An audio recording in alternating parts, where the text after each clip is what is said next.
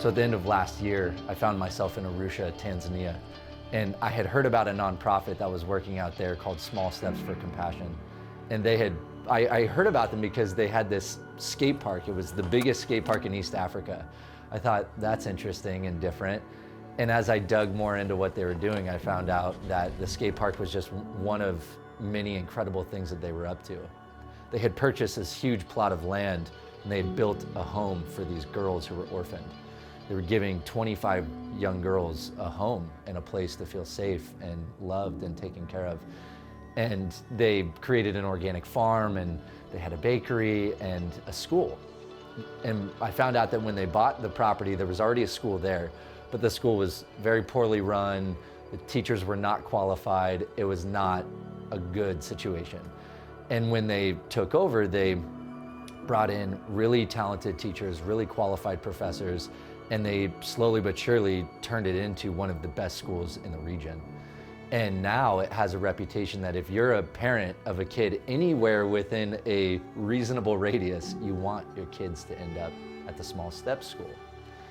And when I went classroom to classroom and I saw the joy of the kids, I thought, God, this is so different than school in the US, right? Like, I remember growing up, when I went to school, you kind of went because you had to. It wasn't something that you went out of your way to do. And I heard stories of kids that were walking 12 miles round trip every day just to go to school. There was a girl who left her home village, and she came and she slept on a dirt floor in a nearby neighbor's house because she wanted to be admitted into the Small Steps School. And I thought, this is important. Like, this is something that these kids see the value in their education. And as I was going through the campus, I saw this like barbed wire fence separating two parts of the campus, the primary school and the secondary school. And I asked the organization, I said, what's with the barbed wire fence? It's a little out of place in the school. And they said, we had to put it up because the government is requiring that the primary and secondary are separated. So we had to put this temporary fence up. And I said, is it working? Is that appeasing their requirement? And they said, it's not. We have to physically move our secondary school to a different part of our property just to appease the law. And I said, so you have to literally build a whole new school? And they're like, yeah. And I was like, are you going to build another school? And they said, we hope to. I said, well, what's it going to require to build this school? And they said, we have the contractor and we have the plans, but we don't have the funds. And I asked them, how much is it going to cost? And they said, it's going to cost $300,000. And so that's no small feat, and that's not a small number. And as I was going through the school and I was talking to the kids in the secondary school, I was thinking to myself, like, if this school doesn't get built, there's nowhere else for these kids to go. Like, there's not another school of that caliber anywhere in the region. Like, their education likely will stop the day that the government shuts down that secondary school. There will be nowhere for them to turn to.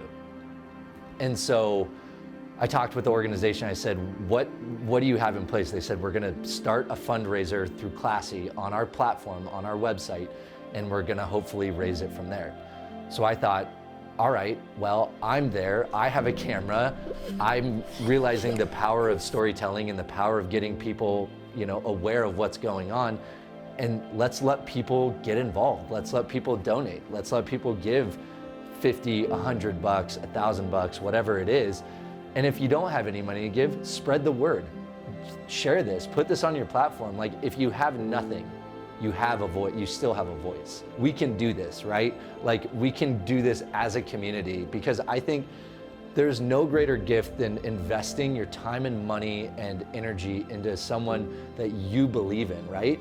You don't know these kids. You're never gonna meet these kids most likely, but you know deep down that you're connected, that their story and your story are intertwined. And I think that is unbelievable. And I think that all of us together can make an impact. So the nonprofit has created a fundraising page on their website through Classy. I'll put the link on the screen.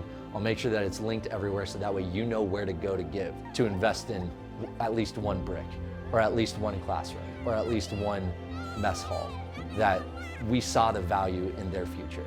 And so if this is something that resonates with you and you think that you have the financial means to do something about it, or you have the social means to do something about it, let's do it. And let's look back in 1 week's time and say, we pulled it off. We did something that seemed insurmountable, and we did it together. So thanks for watching, and yeah, let's get this done.